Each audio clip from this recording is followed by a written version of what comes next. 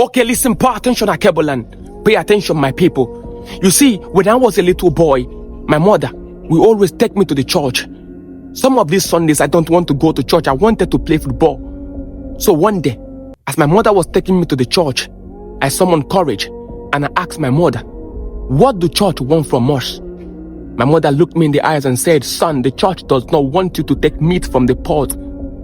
I was disappointed.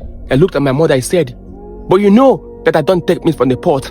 Last week, it was Akufolo that took meat from the pot. I don't take meat from the pot because I know that the soup is going to sour. My mother looked at me and smiled and said, son, I know you don't take meat from the pot.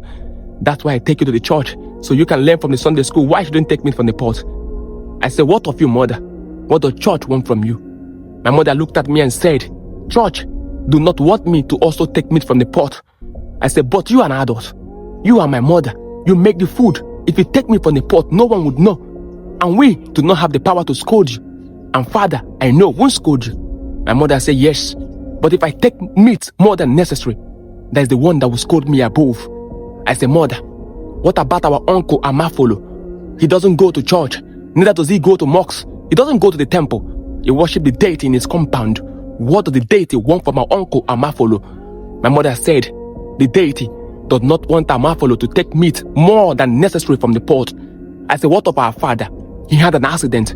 For years now, he hasn't gone to the church. Who teaches him? My mother said, the Holy Spirit. I said, what does the Holy Spirit want from our father? He said, doesn't want our father to take more meat than necessary.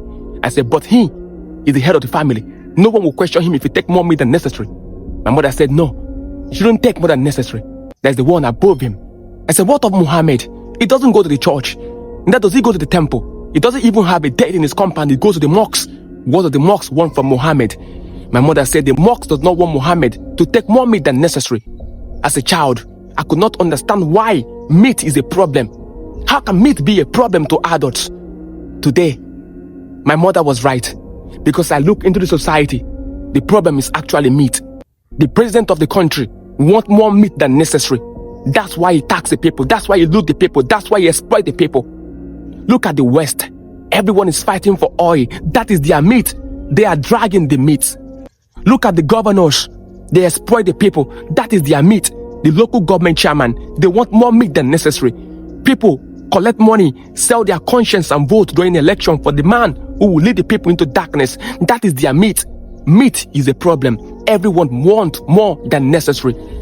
So today, before you condemn, before you judge, before you say whose God is supreme, whose God deserves to be worshipped, be it in your temple, be it in your church, be it in your mosque, be it in your shrine, have it in mind that wherever you worship, don't take more meat than necessary. Make our society a better place.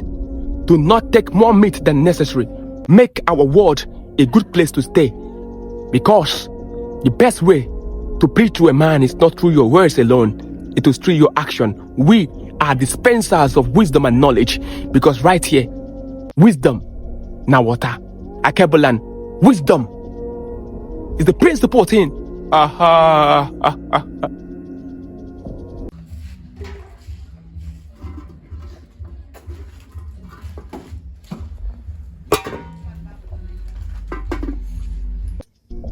Don't take meat from the pot. Don't take more than necessary. Wisdom, Akebulan. The principal thing.